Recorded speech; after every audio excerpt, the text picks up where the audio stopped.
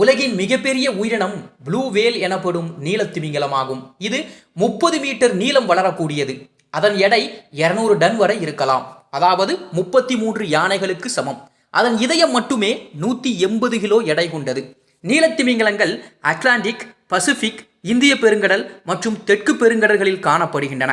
இது கிரில் எனப்படும் சிறிய கடல் உயிரினங்களை உணவாக உட்கொள்கின்றன. தினமும் 4 டன் வரை உணவு எடுக்கும் இந்த உயிரினம் மனிதர்களுக்கு ஆபத்தானவை அல்ல. முன்பு மனிதர்களின் திமிங்கல வேட்டையால் நீலத்திமிங்கலங்கள் மிகுந்த அழிவுக்கு உள்ளானது.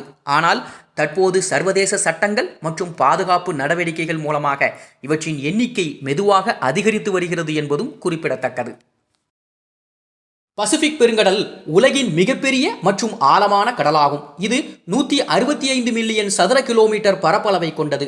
இது வடக்கு ஆர்க்டிக் பெருங்கடலில் இருந்து தெற்கு பெருங்கடல் வரை நீண்டு கிடக்கிறது. மேற்கே ஆசியா, ஆஸ்திரேலியா, கிழக்கே அமெரிக்கா ஆகியவற்றிற்கு இடையேதான் பசிபிக் ஓசன் அமைந்திருக்கிறது.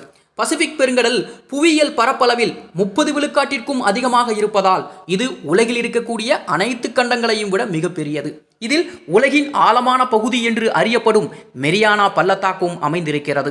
அதைப்போல பிலிப்பைன்ஸ், ஜப்பான், ஹவாய் போன்ற ஆயிரக்கணக்கான தீவுகளையும் இது கொண்டிருக்கிறது. இந்த பெருங்கடல் பருவநிலையை கட்டுப்படுத்துவதிலும் கடல்சார் உயிரினங்களின் வாழ்விடமாகவும் உலகளாவிய வர்த்தகத்தில் முக்கிய பங்காளியாகவும் இருக்கிறது.